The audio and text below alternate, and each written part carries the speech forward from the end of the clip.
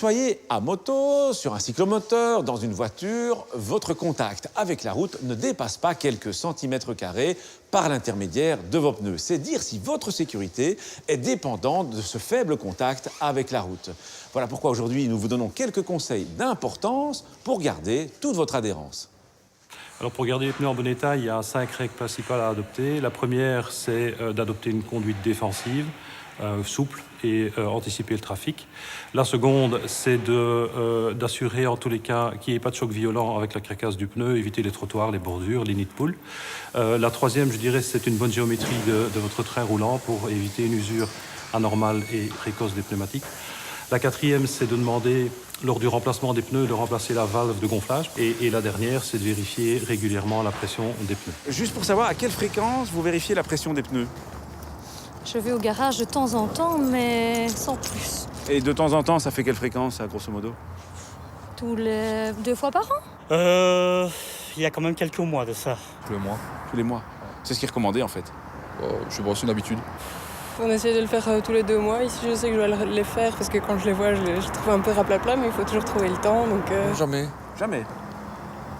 C'est pas recommandé de le faire de temps en temps quand même?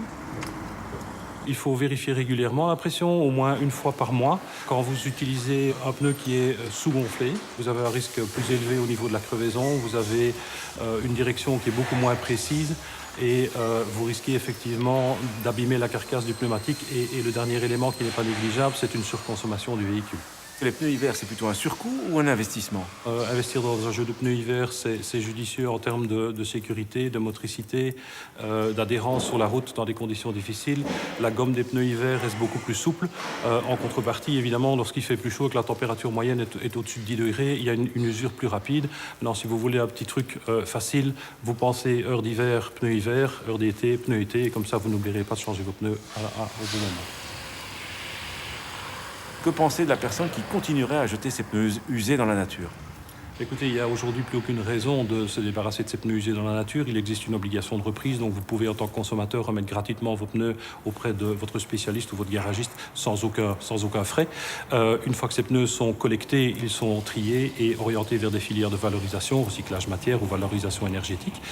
C'est important de noter qu'en Europe, nous sommes les premiers en termes de collecte et en termes de valorisation, avec un pourcentage de près de 90% de valorisation matière. Des pneus en bon état, gonflés à la bonne pression et adaptés à la saison, telle est la situation idéale qui devrait être la vôtre si vous souhaitez que vos pneumatiques réagissent à 100% à tout ce que vous leur demanderez. Mais êtes-vous bien dans cette situation idéale? La question mérite d'être posée. À la question de la semaine dernière, il fallait répondre que pour s'engager sur un passage à niveau ouvert, il faut être très prudent et faire en sorte de ne pas s'y retrouver immobilisé. A gagné cette semaine une enceinte portable Bluetooth Lenco. La question, par rapport à un pneu été, un pneu hiver a une gomme plus tendre à basse température et un profil différent, juste une gomme plus tendre à basse température ou juste un profil différent. Soit vous téléphonez au 0905 56 493, soit vous envoyez un SMS au 60 20 en tapant contact 1, 2 ou 3 et vos coordonnées complètes. Sortir d'une autoroute se prépare quelques centaines de mètres avant la sortie. Il faut à tout prix éviter la tentation d'un dépassement à la dernière seconde comme on le voit trop souvent.